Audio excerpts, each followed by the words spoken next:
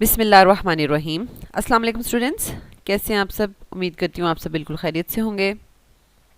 Rabbi इश्रह ली सदरी वयस्सिर ली अमरी वहलुल उक़दतम मिन लिसानी यफ़क़हू क़ौली। ऐ मेरे रब, मेरे लिए मेरा सीना कुशादा फरमा दे और मेरा काम आसान कर दे और मेरी ज़ुबान की गिरह खोल दे ताकि वो मेरी बात समझ सकें। आमीन। अल्लाहुम्मा अन्फ़अनी बिमा अल्लमतनी वअल्लिमनी मा यनफ़अनी वज़िदनी इल्मा। ऐ अल्लाह, मुझे फ़ायदा दे उसके साथ जो तूने मुझे सिखाया है, और मुझे सिखा जो मेरे लिए फ़ायदा मंद है, और मेरे इल्म में इजाफ़ा फरमा। आमीन। This is 12th chemistry FBSc board exam preparation 2025। और स्टूडेंट्स, आज हम 2018 का फर्स्ट पेपर डिस्कस करेंगे यहाँ पर कम्प्लीटली। बहुत से क्वेश्चंस आप देखेंगे कि ऑलरेडी पिछले पास्ट पेपर से जो है वो एज इट इज़ रिपीट हो रहे हैं। Let's start. Question number 1, why the salts of lithium are slightly covalent whereas those of other alkali metals are ionic। तो स्टूडेंट्स, यहाँ पर आपका पहले ही कॉन्सेप्ट क्लियर होना चाहिए कि लिथियम जो है फर्स्ट ग्रुप का पेक्यूलियर बिहेवियर जो है वो नेचर शो करता है, क्योंकि लिथियम से ऊपर जो है वो आपको पता है हाइड्रोजन है। Hydrogen is a non metal, ठीक है, उसको हम कंसिडर नहीं करेंगे। मेटल्स में सबसे ऊपर स्मॉल साइज में लिथियम है ग्रुप 1 में, ठीक है। तो अब क्या है कि स्मॉल साइज ऑफ लिथियम होने की वजह से इसका न्यूक्लियस अट्रैक्शन जो है वो बहुत ज़्यादा है, और जब ये कैटाइन अप्रोच करता है एनाइन को, ठीक है, कोई भी एनाइन है उसको ये अप्रोच करेगा, तो अब एनाइन में भी न्यूक्लियस है दरमियान में, ठीक है, और उसके आउटर मोस्ट शेल में इलेक्ट्रॉन्स हैं, ठीक है। जब ये एनाइन को अप्रोच करेगा तो क्या करेगा, बहुत ज़्यादा हाई न्यूक्लियस अट्रैक्शन की वजह से, स्मॉल साइज़ की वजह से ये इसके इलेक्ट्रॉन्स को अट्रैक्ट करेगा कैटाइन, और न्यूक्लियस को रिपेल करेगा। देन इसमें क्या हो जाएगी, डिस्टॉर्शन हो जाएगी और पोलराइजेशन हो जाएगी, ठीक है। Now these electrons are shared by both cation and anion, ठीक है, यानी ये जो एनाइन है और कैटाइन है दोनों दरमियान में यानी ये शेयर करेंगे इलेक्ट्रॉन्स को। दैट्स वाई अब लिथियम के जितने भी सॉल्ट्स हैं वो कोवेलेंट इन नेचर हैं, और अदर मेटल्स जो हैं वो आयनिक बॉन्ड शो करते हैं, वो complete transfer of electrons show करते हैं, ठीक है। इसी कॉन्सेप्ट को आपने वर्डिंग फॉर्म में कैसे लिखना है, when cations approach near an anion they attract the outermost electrons of the anions and repels the nucleus, thus the distortion or polarization of the anions takes place. This distortion results in the sharing of electrons between the two oppositely charged ions, ठीक है। So the bond between the cation and anion becomes partly covalent in character. In general, the smaller cations polarize the anions more effectively than the bigger ones, ठीक है। इसी वजह से अब ये जो ट्रेंड है ना कि स्मॉलर कैटाइंस ज़्यादा अच्छे से पोलराइज कर सकते हैं एनाइंस को, दैट्स वाई जो है वो लिथियम जो पोलराइज कर देता है एनाइंस को, और उसके सॉल्ट्स कोवेलेंट इन नेचर होते हैं। Therefore the lithium salts are slightly covalent while other alkali metal salts are ionic, ठीक है। तो सिंपल सा है, इसमें आपके प्रॉपरली फुल मार्क्स आ सकते हैं अगर आप इसको प्रॉपर लिखेंगे। नेक्स्ट है question number 2, why the tetrahalides of the carbon are not hydrolysed whereas those of silicon, germanium and tin are easily hydrolysed, ठीक है। अब देखिए, हाइड्रोलिसिस का यहाँ पर पूरा टॉपिक आप अंडरस्टैंड कर लें, जो आपसे वहाँ पर पूछा जाएगा आपने वही आंसर करना है, ठीक है। तो सबसे पहले तो ये बात है कि अगर हम देखें carbon, silicon, germanium, tin and lead, ठीक है। अब कार्बन तो बिल्कुल भी वो कह रहे हैं हाइड्रोलाइसिस शो नहीं करता, सिलिकॉन, जर्मेनियम एंड टिन जो है वो हाइड्रोलिसिस शो करते हैं, ठीक है। और क्योंकि इसमें कार्बन में वैकेंट डी ऑर्बिटॉल नहीं होता, ठीक है, डी ऑर्बिटॉल्स एब्सेंट होते हैं सेकंड पीरियड में, और जर्मेनियम, टिन एंड लेड में डी ऑर्बिटॉल्स प्रेजेंट होते हैं, ठीक है। और इसकी वजह से पहले वो लॉन पेयर, वाटर की लॉन पेयर ऑफ यानी lone pair from the oxygen atom of the water वो एक्सेप्ट करते हैं, इंटरमीडिएट बनाएंगे और उसके बाद हाइड्रोक्साइड्स में कन्वर्ट हो जाएंगे, ठीक है। यानी जो भी सिलिकॉन, जर्मेनियम या टिन के टेट्राहैलाइड्स होंगे वो हाइड्रोक्साइड्स में कन्वर्ट हो जाएंगे, ठीक है। टेट्राहैलाइड्स हाइड्रोक्साइड्स में कन्वर्ट हो जाएंगे। और ये जो लेड है ना, ये लेड डिफरेंटली बिहेव करता है। लेड असल में वैसे बेसिकली यानी +4 ऑक्सीडेशन में स्टेट में तो वैसे भी स्टेबल नहीं होता, इसके जो टेट्राहैलाइड्स होंगे वो वैसे ही डिकम्पोज होके डायहैलाइड्स में कन्वर्ट हो जाया करेंगे, लेकिन फिर भी अगर ये हाइड्रोलिसिस शो करता है तो ये हाइड्रोक्साइड नहीं बनाता बल्कि ये ऑक्साइड्स बनाता है, ठीक है। मेटल यानी लेड ऑक्साइड्स बनाएगा, ठीक है। ये अब आपको सारा कॉन्सेप्ट यहाँ पर समझ आ गया। अब जो है हमारे पास कार्बन कार्बन नॉर्मली तो शो नहीं करता हाइड्रोलिसिस, लेकिन अगर हम उसको बहुत ज़्यादा वाटर को हीट करके सुपर हीटेड स्टीम के साथ उसको रिएक्ट करवाएं तो वो हाइड्रोलिसिस शो कर लेता है, क्योंकि वैसे तो उसके पास यानी ऑर्बिटॉल्स डी ऑर्बिटॉल्स प्रेजेंट नहीं है, लेकिन हायर ऑर्बिटॉल्स प्रेजेंट ही होते हैं। ठीक है, फॉर एग्जांपल अगर हम कहते हैं कि 1s 2s 2p 3s 3p 4s 3d, ठीक है, यानी अब यहाँ तक इलेक्ट्रॉन्स फिल हुए हैं कार्बन में, तो आगे ये लेवल्स प्रेजेंट तो होते ही है ना। ठीक है, बेशक इसमें इलेक्ट्रॉन्स नहीं होते। तो जब हम बहुत ज़्यादा हाई सुपर हीटेड स्टीम के साथ रिएक्ट करवाएंगे वाटर को यानी कार्बन टेट्राहैलाइड्स के साथ, तो ये मतलब रिएक्शन शो कर देगी। ठीक है, और कार्बन के टेट्राहैलाइड्स जो हैं वो हाइड्रोलिसिस शो कर देंगे। तो अब आपको पता चल गया कि नॉर्मली ये नहीं हाइड्रोलाइज होते, लेकिन सुपर हीटेड स्टीम के साथ रिएक्ट करके हाइड्रोलिसिस शो कर देते हैं। बाकी नॉर्मली सिलिकॉन जर्मेनियम टिन जो है वो हाइड्रोक्साइड्स में कन्वर्ट होते हैं due to the presence of D orbitals, और लेड जो है वो ऑक्साइड्स बनाएगा। ठीक है, तो ये अब आपने यानी जब आपसे जो भी पूछा जाएगा आपने वही आंसर करना है। ठीक है, अभी हम देख लेते हैं कार्बन का कैसे लिखना है। The carbon atom being a member of second period of the periodic table has no d orbitals in its valence shell, thus it is unable to accommodate the lone pair donated by the donor oxygen atom of the water molecules to form an unstable intermediate complex। ठीक है, पहले unstable intermediate complex या compound बनता है। ठीक है, hence the tetrahalides of the carbon are not hydrolyzed। अब आपने नोट की हेडिंग देनी है और उसमें बताना है however empty orbitals are always present in any atom। अब हमने यहाँ पे डी ऑर्बिटल की बात नहीं की, हमने कहा सिंपल एम्प्टी ऑर्बिटल्स तो होते ही हैं। ठीक है, are always present in any atom and they can be utilised if the sufficient energy is provide for the reaction to occur. अगर सफिशिएंट एनर्जी प्रोवाइड की जाए तो रिएक्शन हो जाएगा। CCl4 undergo hydrolysis when super heated steam is used. ठीक है, अब वो देखें फॉस्जीन गैस बन रही है, CCl4 वाटर के साथ रिएक्ट करके फॉस्जीन गैस बना रहा है और साथ जो है वो HCl जो है वो प्रोड्यूस हो रहा है। ठीक हो गया, अब ये कार्बन का सारा केस हो गया। नेक्स्ट है on the other hand silicon germanium and tin has vacant d orbitals which can accept the lone pair of electron from water and thus their tetrahalides get readily hydrolysed. ठीक हो गया, और इसका आप journal बता सकते हैं कि ये देखें इस तरीके से ये यानी आप सिलिकॉन जर्मेनियम टिन सब हैं तो आप सिंपल मेटल शो कर दें। 4 वाटर मॉलिक्यूल्स जो हैं वो इस तरीके से 4 जो है वो वाटर मॉलिक्यूल से लॉन पेयर्स लेंगे। ठीक है, ये कॉम्प्लेक्स बन गया है। अब हर जो है वो वाटर का एक हाइड्रोजन और हेलोजन ये आपस में देखें डॉटेड लाइन से जुड़े हुए हैं।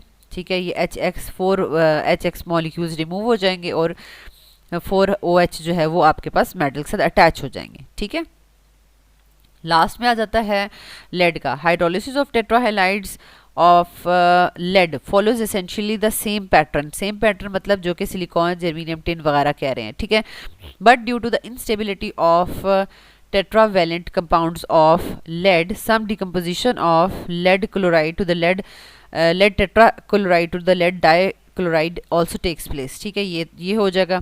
And lead tetrachloride is hydrolyzed by the water as follows। ठीक है, वो हाइड्रोक्साइड्स नहीं बना रहा, वो lead ऑक्साइड बना रहा है। ठीक है, नेक्स्ट हमारे पास आ जाता है question number 3। Right down the reactions of iron 3 complex with ammonia carbonate and थायोसाइनाइट ion.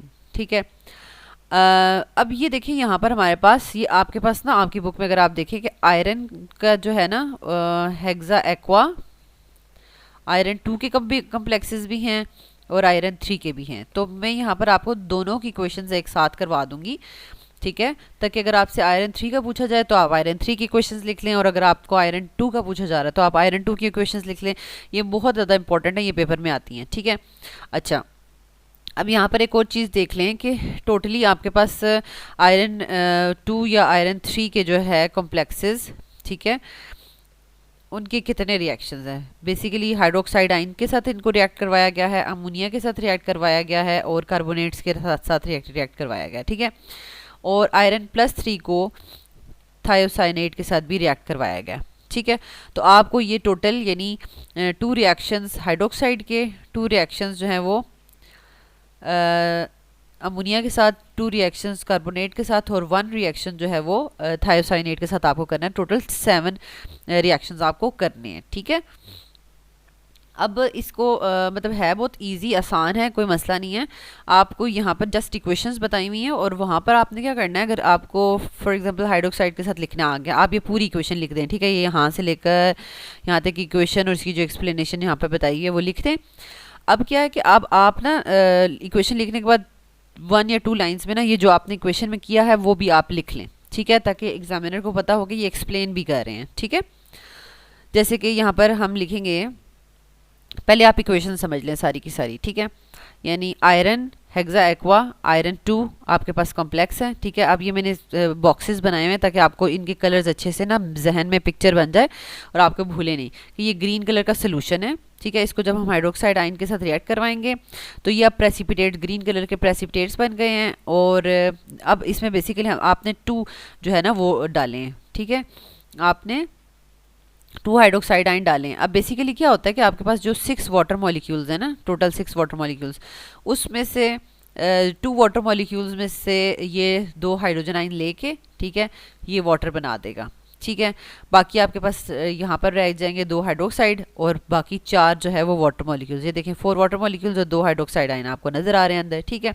Equation आपको समझ आ गई है और इसका आपने नाम लिख लिया। नाम क्या लिखेंगे, टेट्रा एक्वा, ठीक है, और डाई हाइड्रोक्सो, और ये देखें ये भी 0 था, ये -2 था, अच्छा ये +2 हो जाएगा और ओवरऑल इसके ऊपर 0 हो जाएगा, ठीक है।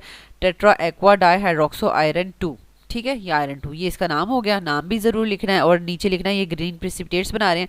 अब मैंने इसके बाहर जो ऑरेंज लाइन लगाई है ना, वो ये इस चीज़ के लिए लगाई है, आपको याद रहे कि क्या होता है कि ऑन स्टैंडिंग द प्रेसिपिटेट डार्कन्स, यानी आहिस्ता आहिस्ता प्रेसिपिटेट का कलर और ज़्यादा डार्क होता जाता है, ठीक है। And turns orange around the top because, और ये जो प्रेसिपिटेट्स है ना, फॉर एग्जांपल ये यहाँ पर मैं एक प्रेसिपिटेट बनाऊँ, प्रेसिपिटेट असल में ग्रीन है, ठीक है, लेकिन प्रेसिपिटेट्स बाहर से जो है ना यानी जिस जगह से वो ऑक्सीजन के साथ कांटेक्ट में है, ठीक है, तो वहाँ से क्या हो जाएगा, एयर के साथ कांटेक्ट में आकर वो ऑक्सीडाइज हो जाएंगे, ठीक है। टॉप ऑफ द यानी जो प्रेसिपिटेट्स होगा, बाहर की लेयर जो होगी वो क्या हो जाएगी, ऑरेंज में कन्वर्ट हो जाएगी because air oxidises iron +2 to iron +3, ठीक हो गया। अच्छा ये आपको यहाँ पर समझ आ गया। अच्छा इसी तरह आपने समझ लेना है आयरन 3 कैसे रिएक्ट करेगा। अब इसका नाम लिखा हुआ है हेक्सा एक्वा आयरन 3 आइन, ठीक है, ये देखें आइन, एंड ये येलो कलर का है, साथ आपको नज़र आ रहा है कलर इसका। और जब it reacts with the hydroxide ions, ठीक है, तो अब इसमें जब 3 हाइड्रोक्साइड आइंस डालें तो इसका मतलब है कि ये 3 हाइड्रोजन के साथ रिएक्ट करके 3 वाटर मॉलिक्यूल्स बनाएगा और यहाँ पर आपके पास 3 वाटर मॉलिक्यूल्स और 3 ही यहाँ पर बच जाएंगे हाइड्रोक्साइड आइंस, ठीक हो गया। ये चीज़ें आपने बैलेंस करने के लिए याद रखनी है। और इसका कलर जो है वो आपको नज़र आ रहा है रेडिश ब्राउन प्रेसिपिटेट्स बन जाएंगे इसके, ठीक है। और इसका आप नाम लिख लेंगे try aqua try hydroxo iron 3, ठीक हो गया। अब बिल्कुल इसी से मिलता जुलता ही नेक्स्ट भी है, ये देखेंगे अमोनिया है, बिल्कुल आपने ये वाला तो वही उसी तरीके से लिख लिया, ठीक है, नाम और कलर सेम वो हो गए। अब आपने अमोनिया डालना है, अमोनिया भी जैसे हाइड्रोक्साइड 2 डाले थे, अमोनिया 2 यहाँ पे रिएक्ट करवाएंगे, नीचे हाइड्रोक्साइड 3 थे, यहाँ पर अमोनिया 3 के साथ रिएक्ट करेगा और यहाँ पर ammonia as a base act कर रहा है, ठीक है, बेस एक्ट करा तो इसका मतलब है कि ये प्रोटॉन एक्सेप्ट करेगा, बिल्कुल जैसे OH ने प्रोटॉन एक्सेप्ट किए थे, ठीक है, 2 वाटर मॉलिक्यूल्स में से प्रोटॉन एक्सेप्ट करके वही प्रोडक्ट बन गई। और जब प्रोटॉन एक्सेप्ट होगा तो अमोनिया जो है वो अमोनियम आइन में कन्वर्ट हो जाएगा और ये भी अमोनिया जो है वो अमोनियम आइन में कन्वर्ट हो जाएगा, ठीक है। और अगेन इसकी भी यही एक्सप्लेनेशन लिखेंगे, कलर्स भी वही होंगे क्योंकि कंपाउंड जो सेम बन रहा है, ठीक है, कंपाउंड तो सेम बना है बिल्कुल। और उसकी भी आप यही लिखेंगे आयरन 2 के लिए कि on standing precipitate darkens and turns orange around the top because air oxidises Fe+2 to Fe+3, ठीक हो गया। नेक्स्ट है आपने कार्बोनेट के साथ लिखना है। अब आपकी बुक में ना ये इक्वेशन लिखी हुई है और जो आपकी बुक में पिक्चर बनी हुई है उसमें ये कॉम्प्लेक्स भी साथ शो हो रहा है, ठीक है।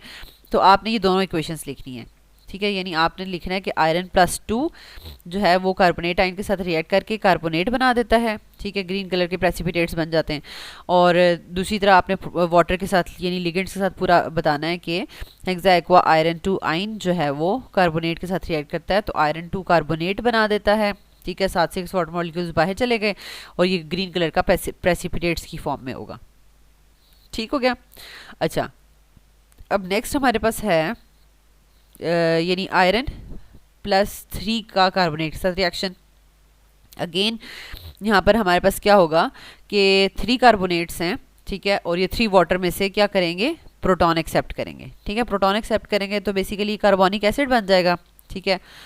अच्छा, कार्बोनिक एसिड बन जाएगा तो कार्बोनिक एसिड फिर यानी इस फॉर्म में हो जाएगा, यानी कार्बन डाइऑक्साइड और वाटर, ठीक है, अलग अलग, यानी ये एसिड की फॉर्म में H2CO3 इस फॉर्म में नहीं रहेगा, ठीक है। 3 वाटर मॉलिक्यूल्स अलग हो जाएंगे और 3 कार्बन डाइऑक्साइड जो है उसके मॉलिक्यूल्स बन जाएंगे, ठीक है। बाकी भी सारा ऐसा ही है। और identifying test for the iron 3 ions, अब ये अलग से भी आ जाता है कि what write down the identifying test for the iron 3 ions, ठीक है। आपको पता होना चाहिए, मैंने पहले भी स्टार्ट में बता दिया कि आयरन 3 आइंस जो हैं उसका complex thiocyanide ion cyanide ion के साथ रिएक्ट करता है, 2 वाला नहीं करता, ठीक है। तो यहाँ पर आपके पास आपने Fe hexa aqua iron 3 ion को, जो कि येलो कलर का सोल्यूशन होता है, ठीक है, उसको थायोसाइनाइड आयन के साथ रिएक्ट करवाना है। अब ये क्या होगा कि यहाँ से एक वाटर मॉलिक्यूल जो है वो बाहर चला जाएगा और ये थायोसाइनाइड आयन थायोसाइनाइड आयन जो है वो अंदर एज ए लिगेंड एंटर हो गया, ठीक है, एज ए लिगेंड एंटर हो गया। इसने कोई बेस की तरह एक्ट नहीं किया कि प्रोटॉन एक्सेप्ट करे और ऐसा कुछ नहीं हुआ, ठीक है। ये लिगेंड एज ए लिगेंड अंदर कोऑर्डिनेशन स्फीयर के अंदर एंटर हो जाएगा और एक वाटर मॉलिक्यूल बाहर चला जाएगा, ठीक है।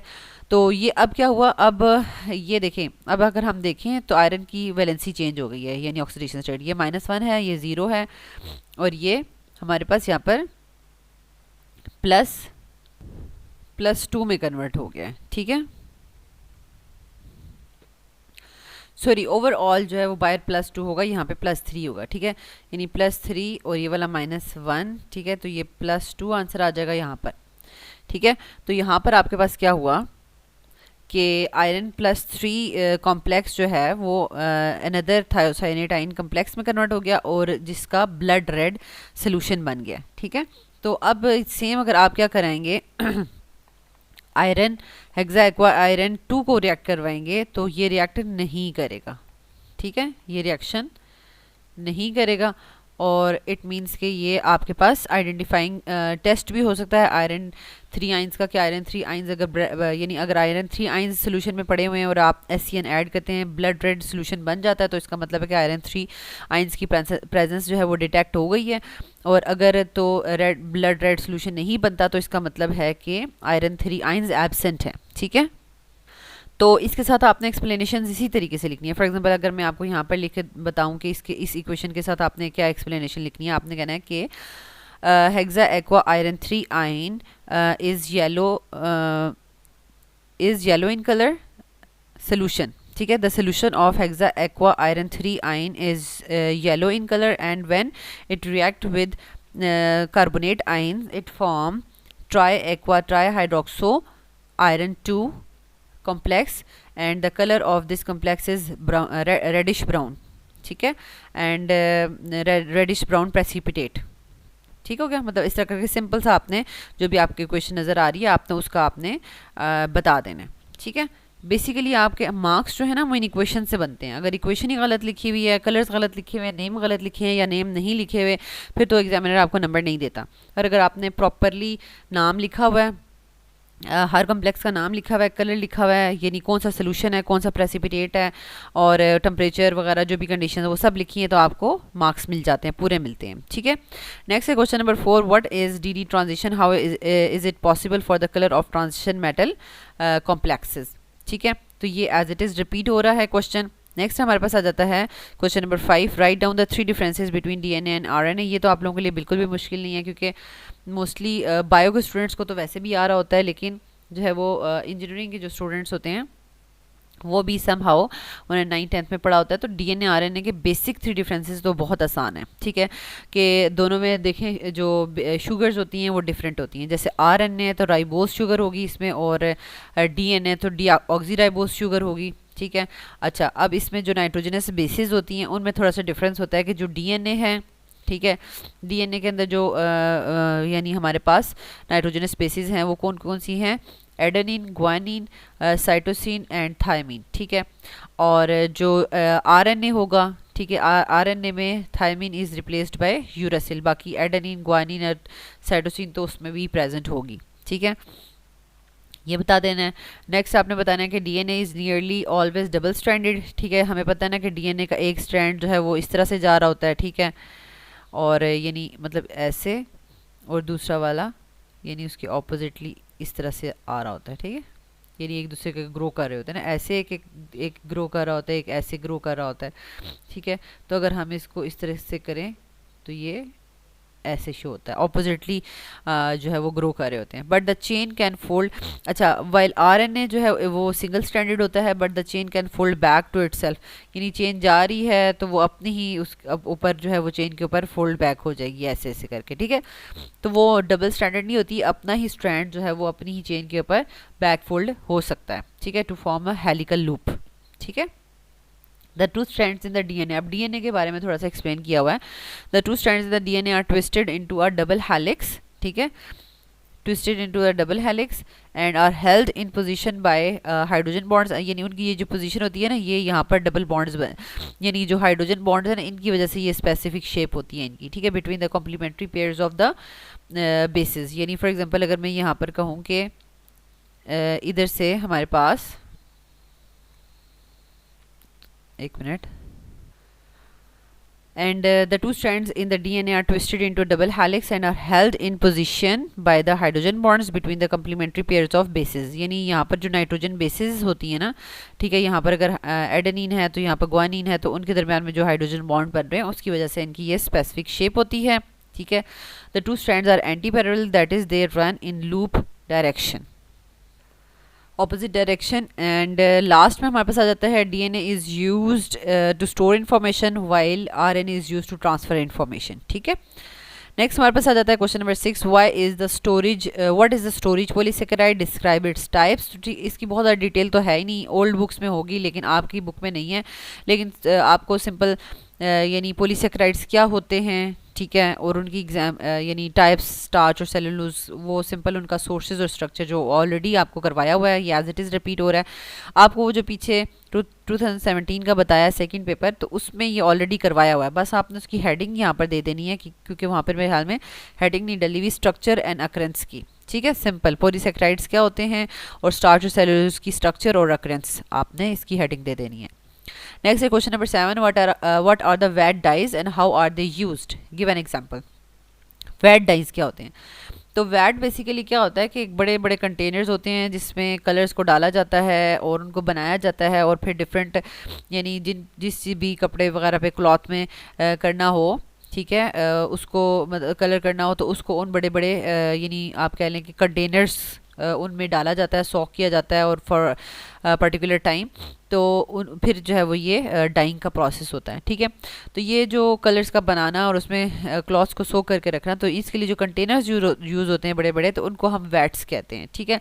तो ये वेट डाइज उसी से उसका नाम निकला हुआ है। What are the vat dyes, how are they are used and given example.